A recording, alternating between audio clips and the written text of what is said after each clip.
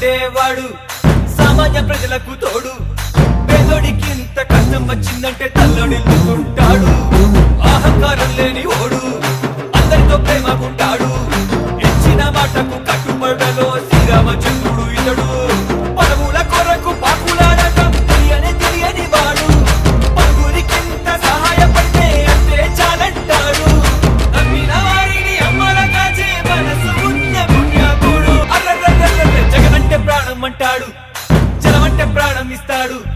జగనుకి తోడుగా జనముకి నీడగా ఉంటానంటుంటాడు అరే పుంగనూరు గడ్డ చూడు ఎంత అభివృద్ధి చెందిందో నేడు